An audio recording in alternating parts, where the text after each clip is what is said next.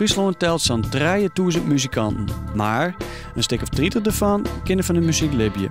Drummer Sietse Huisman uit Ljouwert is een van die muzikanten.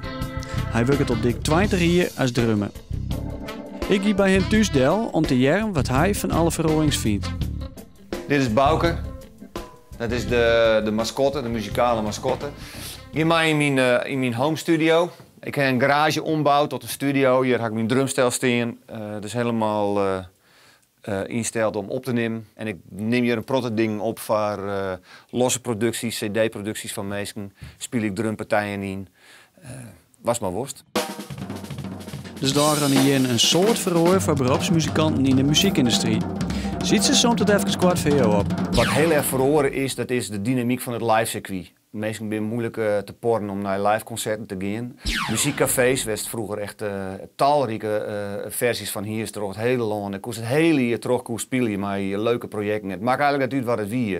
Dat is helemaal gebeurd. Het publiek is net bereid meer om te betalen van muziek. De hele technische innovatie, met betrekking tot bijvoorbeeld internet, maakt het van mensen mogelijk om alles maar te posten op YouTube en Facebook en neem het maar op.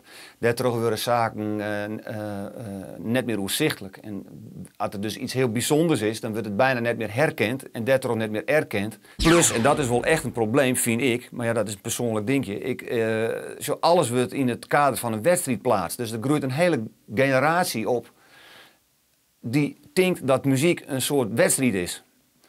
Dus een oorsoort beleving. Alles zelfs doen, doe het jezelf, is ook op zietse van toepassing als beroepsmuzikant. We zijn nu dwaande naar de televisiezender, een internationale zender, Jazz TV, om daar een live muziekprogramma van te maken.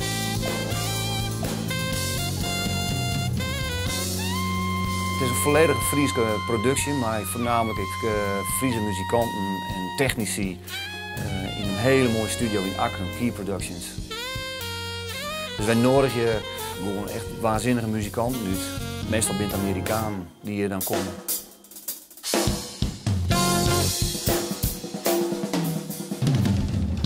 We hebben de eerste pilot hebben we nou al, met saxofonist Jeff Kashiwa.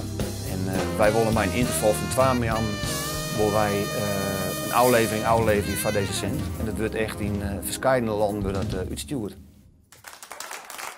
Maar hoe ziet ze zelfs eens in de doe-het-jezelf trend om? Het is een uitdaging. Het heeft een hele hoop positiviteit. Het is leuk om te doen, omdat je gewoon op een hele andere manier en volle bewuste maar die zaak bezig bent. Dus aan de ene kant. Aan de andere kant, het dwingt ik om het te doen. Omdat het oors gewoon net doorleeft. Dan kun je zelf die eigen labeltje of die eigen publishing opstarten. Dan kun je zelf die materiaal op iTunes te kopen aanbieden. En ja, het het zelf in eigen hand. Daar ben ik zelf meer verantwoordelijk voor die eigen carrière. Waar redt het en waar redt het net? Moeilijk te zeggen waar het redt. Maar ik denk wel dat als het ook gewoon bij die zelf bloost. Dat is natuurlijk misschien wel een beetje clichématig, maar zo werkt het uiteindelijk wel. Een cliché is een cliché omdat het gewoon weer is. Bij die zelfblowen en vanuit een oprechte, organische manier die ding doen, wat het dan ik maar is, dan heb ik de beste kans van slagen.